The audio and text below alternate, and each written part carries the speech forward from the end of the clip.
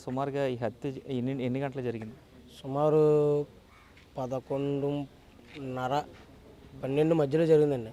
అంటే నేను అక్కడ సీసీటీవీ విజువల్స్ తీయించాను. వాళ్ళొచ్చి బండి మీద నిలబడి 11, 15 నిమిషాలకి వాళ్ళ బండి అక్కడ ఉందండి. అదే టీవీఎస్ బండి, స్కూటీ ఒకటి, టీవీఎస్ బండి ఉందండి అక్కడ. టీవీఎస్ బైక్ ఒకటి ఉంది అక్కడ. 11, 15 నిమిషాలకు ఉంది సీసీ ఫుటేజ్లో నేను తీయింతేనే. వాళ్ళు వచ్చింది 11:30 టైంకి జరిగిందండి ఇక్కడ హత్య అనేది. ఇలాగ వాళ్ళు చంపేసి పారిపోతుండగా నాకు వీధిలో కుర్రోళ్ళు ఫోన్ చేశారు. అంటే నేను కంటెస్టెడ్ ఎంపీగా పోటీ చేశాను కాబట్టి ఒక జిల్లా అధ్యక్షులుగా ఉన్నాను. ఒక పెద్ద అర్హగా నాకు కుర్రోళ్ళు ఫోన్ చేసి చెప్పగానే, మరి పారిపోతుందంటే మీరు వాళ్ళు పట్టుకోండి, వాళ్ళు పారిపోతే మళ్ళీ మన పేటలో ఎవరో చంపారని మన మీదకి నెపం చేస్తారు అంటే కుర్రోళ్ళు వచ్చారు, ఆపారు. 3-4 కుర్రోళ్ళు వచ్చి ఆపి వాళ్ళు పారిపోతారేమన్న భయంతో ఇక్కడ తమ్మనికి కట్టడం అనేది జరిగింది. కట్టిన తర్వాత ఈలోగా నేను వచ్చానండి. వచ్చిన తర్వాత మేడం గారిని ఎంక్వైరీ చేయగా, నేను రాయవరం మండల డిప్యూటీ తహసీల్దార్గా పనిచేస్తాను అన్న, మీరు రాయవరం మండల డిప్యూటీ తహసీల్దార్గా పనిచేస్తారు అయితే మేడం మీది ఏ ఊరు అని అడిగాను. మాది జడ్మేడపాడు గ్రామీణ అన్నారు. మరి ఎక్కడికి ఎందుకు రావాల్సి వచ్చాను, మేమిద్దరం మ్యారేజ్ చేసుకున్నాం ఈరోజు అన్నవరం సత్యనరస్వామి గుళ్ళని.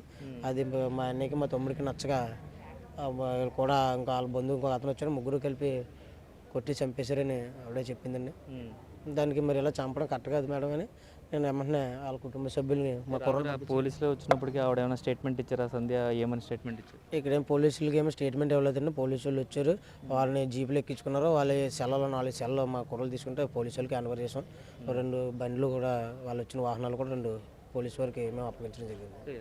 ఈ ప్రేమ వివాహం ఇంటర్ క్యాస్ట్ మ్యారేజ్ వల్ల జరిగింది అనుకుంటున్నారు ఇది? అది అవునండి. ఇది మాత్రం 100% కూడా ఇది పొరుగు హత్య అండి, కులాంతర వివాహం వల్ల. అంటే అబ్బాయి వచ్చేసి తెనుగుల, ఆ అమ్మాయి వచ్చేసి గౌడ. మరి పొరుగు హత్య కింద కదండి చూడాలి. అంటే ఇప్పుడు వచ్చి మా మెండపేట మండలం దాల్పూడి గ్రామంలో ఇలాంటి పొరుగు హత్య అనేది లేదండి. ఇదే ఫస్ట్ టైం. ఇక మీద ఇలా కూడా జరగకూడదని మేము కోరుకుంటున్నాం.